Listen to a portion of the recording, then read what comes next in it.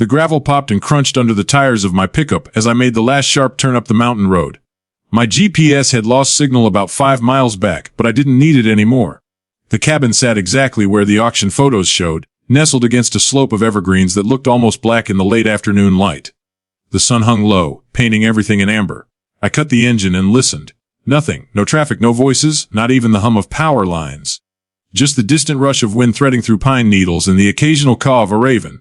After 12 years of city noise, that silence felt like a benediction. I stepped out, my boots sinking into the soft gravel.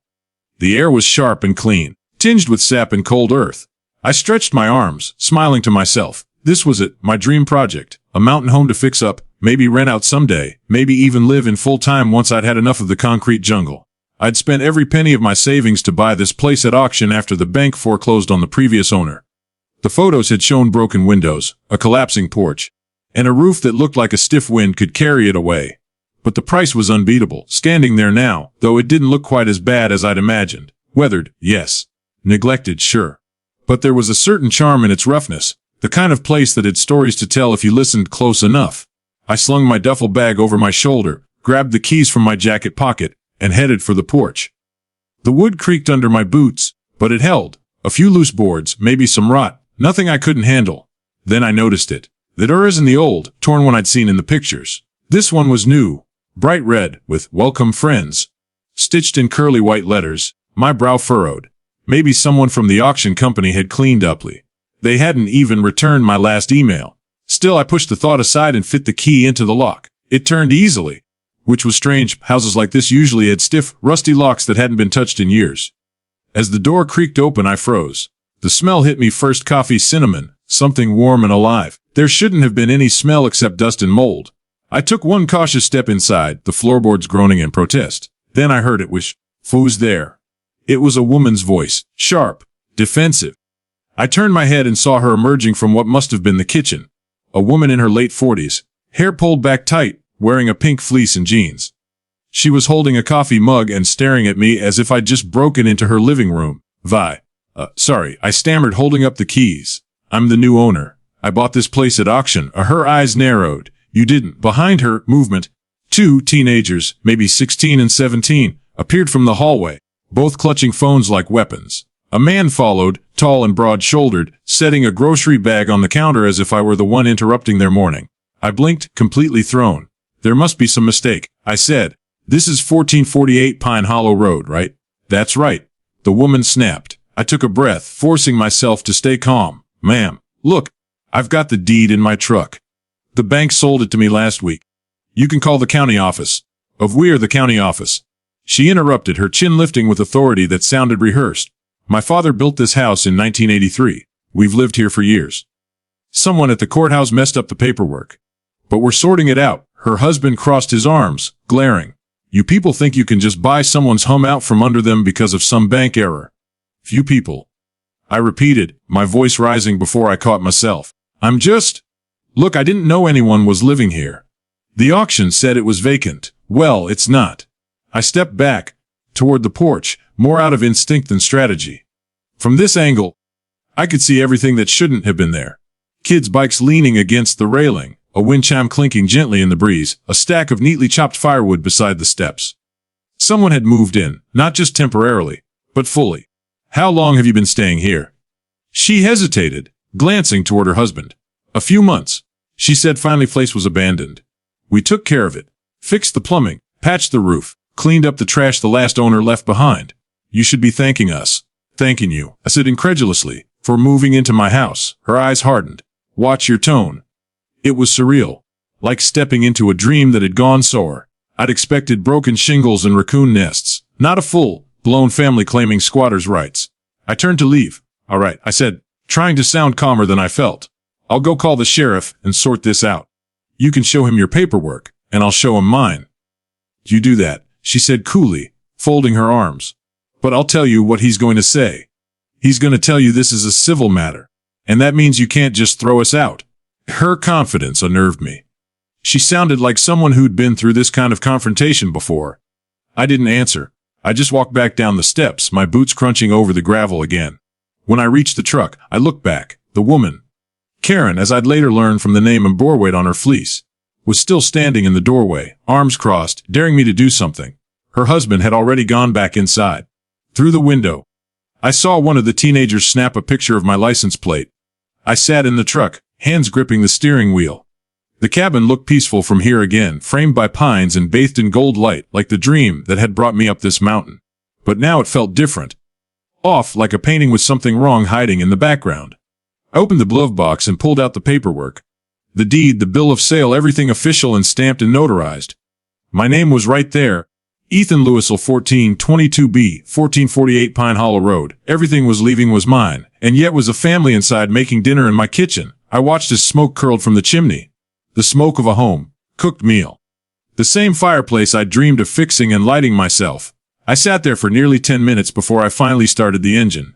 The sound startled a flock of birds from the trees, and they scattered into the orange sky. As I drove back down the winding road, my mind raced with questions.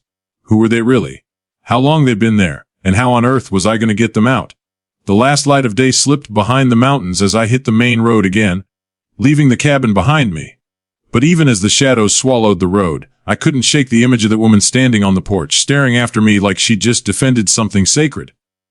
Something she believed was hers. The morning the sheriff agreed to come up, the mountains were wrapped in fog. It rolled low across the road, curling around the trees like smoke, and for a moment I couldn't even see the cabin until I was halfway up the drive. The place looked almost ghostly in the mist, too quiet, too still. But when I cut the engine, the front door opened before I'd even stepped out. Karen was waiting. She stood on the porch with her arms crossed, her pink fleece zipped to her chin, her expression hard enough to chip stone. Behind her, I caught glimpses of her husband and kids peering through the window, curtains twitching. They knew why I was here. The sheriff's SUV pulled in behind me, gravel snapping under the tires. Sheriff Delaney was a big man mid-50s, with a weathered face that suggested he'd dealt with every type of small-town chaos imaginable. Drunks, family feuds, and now, apparently mountain squatters. He stepped out slowly, thumb hooked on his belt, and gave me a nod before turning his gaze on the cabin. "All right," he said in that drawl of someone who'd seen too many arguments end badly. "Let's figure out what's what." I followed him up the porch. My heart was pounding, not from fear exactly, but from frustration. I had all the documents. The deed, the payment receipts, the county transfer papers, stacked neatly in a folder under my arm. All I wanted was for someone in authority to look at them and say the words that would make this right. "They don't belong here." Karen didn't move as we approached. "You again," she said flatly. "Didn't I tell you this was our property?" Delaney raised a hand. "Morning, Mom. We just need to clear up some confusion." "There's no confusion," she said, sharply. "This man thinks he bought our home, but the bank had no right to sell it. My father built this place. It's been in our family for 40 years. Stepped out beside her, phone in hand, already recording. "We have every right to be here." "This is harassment." I could feel my pulse in my neck. "Harassment.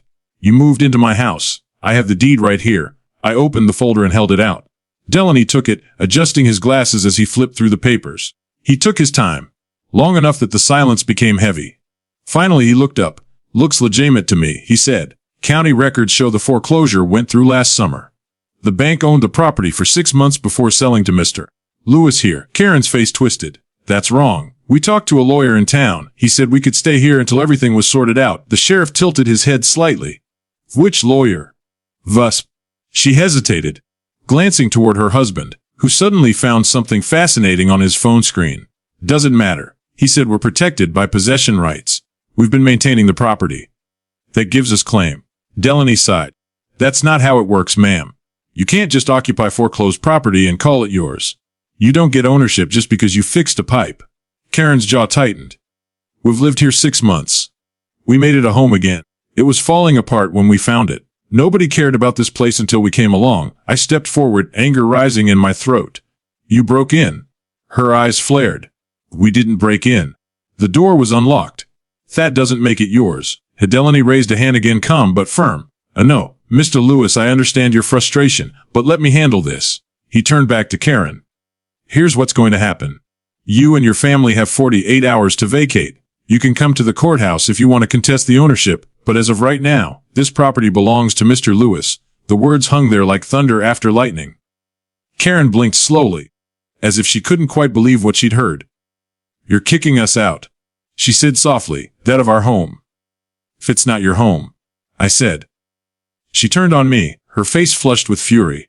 You think a piece of paper makes it yours? We've lived here, worked here, put our hearts into this place. You just swoop in with your fancy deed and think you can erase that. I stared at her, speechless. The sheriff stepped slightly between us. He said gently, if I understand this is emotional, but the law's the law. I suggest you start packing. I'll be back in 2 days. If you're still here, we'll have to remove you by force. Her husband lowered his thing under his breath. Karen spun toward the cabin, calling out to her kids. Get inside. She barked. Now. They disappeared from the window instantly. Then she looked back at me, eyes blazing. You don't understand what you've started, she said quietly. You think this is over? We're not going anywhere. She slammed the door hard enough to shake the porch. Delaney exhaled. Well, he said, rubbing the back of his neck. That went about as expected. I stood there for a long moment, staring at the door, feeling the adrenaline drain from me. I'd imagined this would be a relief. That once the sheriff confirmed the ownership, I'd feel vindicated. But all I felt was an achy. The sight of those kids' faces in the window had stuck with me. They looked scared. She's not gonna leave, I said quietly. Delaney gave me a tired look. Probably not. Folks like that, they dig in. But she will when the movers show up. Court order'll handle the rest if it comes to that. He handed me back the folder. Lock it up tight when you can. Change the locks once they're gone. I nodded, though it felt hollow. Thanks, Sheriff. He tipped his hat. You did the right thing, calling us first. Don't try to deal with this to handle it. I watched as his SUV disappeared down the mountain road, its taillights swallowed by the fog. When the sound of the engine faded, the silence returned. Heavier in the gravel. I staring up at the cabin that was supposed to be mine.